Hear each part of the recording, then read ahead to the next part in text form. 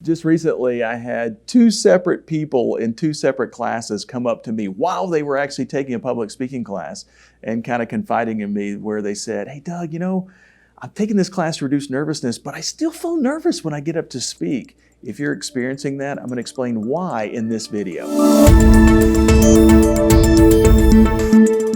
Hey, this is Doug Standard with Fearless Presentations, the fastest, easiest way to eliminate public speaking fear. And on this video, I'm going to give you a quick overview to certain things that we sometimes do these things actually to reduce our nervousness, but in reality, they actually cause more nervousness. And also, if you've ever been in a situation where you've done some training in order to reduce your nervousness when you speak and you actually still feel nervous, that's actually pretty normal. We'll kind of explain why. So let me kind of start with the things that we tend to do that actually cause nervousness. There are certain things that folks will do when they're trying to design a speech. Like, for instance, they may want to write out their entire presentation word for word. That's a common thing that people do. And in the olden days, we used to write it out longhand and try to read the presentation, and that's going to sound really boring. So now we're high tech, so we just put lots of bullet points in our PowerPoint slideshow. It's the same type of thing, though. That type of presentation preparation will actually cause nervousness. So I've prepared a video series called 7 Presentation Habits that actually cause nervousness. And in that video series, we'll go through some pretty good detail about things that people do to reduce nervousness that actually end up causing more nervousness. And if you eliminate those things, a lot of times you can eliminate that nervousness pretty dramatically. But we're going to talk about something a little bit different on this video. It's basically, I'm going through training to reduce my nervousness, but I still feel nervous. Why? Well, a lot of times it's because we're holding on to some of those things that we've always done. So it's really difficult to break a habit, especially a habit that's been ingrained. Like, for instance, I'll give you a good example of this. A few years back, one of my good friends who's a little older than me was talking about his vinyl record collection. He had this pristine vinyl record collection, and he was talking about how much nicer and sharper the audio is and how it's just really nothing like listening to a vinyl record. And I bought into it. I'm like, oh, wow, that does sound pretty interesting, because I remember when I was a kid sitting around listening to records on a record player. And, for nostalgia's sake, I kind of bought into it. So my wife and I were at a Half Price Books, and we noticed at the very front of that store, it had an old vinyl record collection where you can actually go and pick out some of these old-timey vinyl records. And there were actually albums that I remember listening to when I was, probably 12 years old or younger.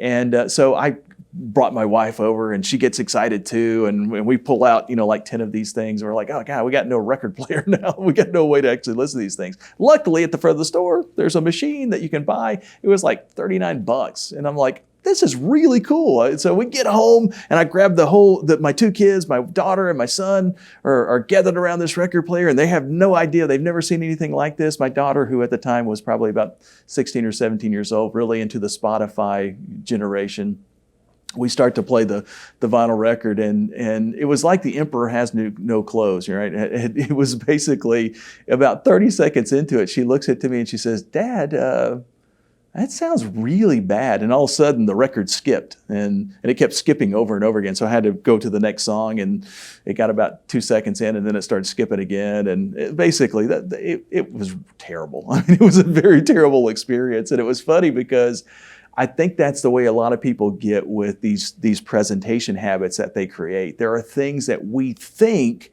are going to actually help us decrease nervousness, but in reality, they cause nervousness. And because we've always done it, because for nostalgia's sake, we tend to kind of keep doing those things, even though it's not really the best idea.